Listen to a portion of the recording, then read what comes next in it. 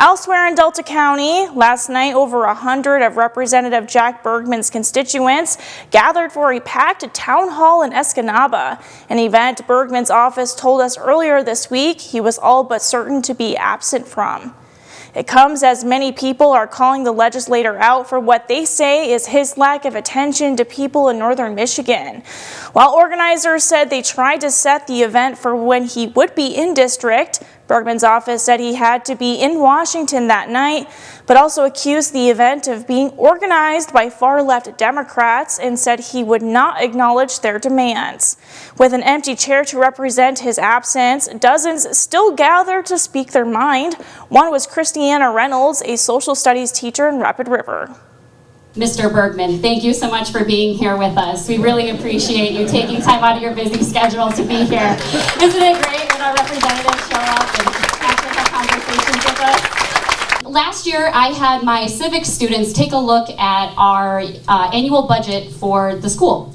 And it turns out that Rapid River receives about $300,000 from the federal government. My question, Mr. Bergman, is what are small school districts like ours supposed to do when this money does not come down the pipeline because the president is desperately trying to and illegally trying to destroy the Department of Education? What is your plan for the youth in our community, and what are they supposed to do when our high schools start closing? Thank you.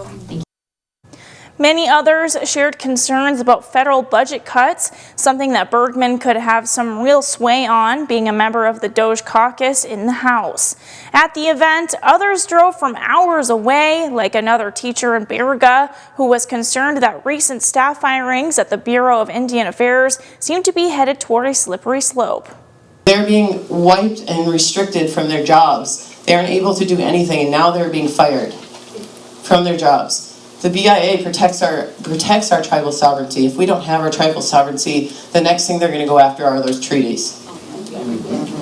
And if we don't have those treaties, we lose our people. We lose our language.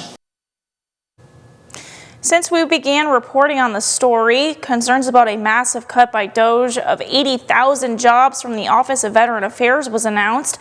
Bergman has said he is planning to meet with the Secretary of Veteran Affairs next week and said, quote, "I'm all in for optimizing our government, but that optimizing must not come at the expense of our veterans or their benefits they deserve and have earned," end quote.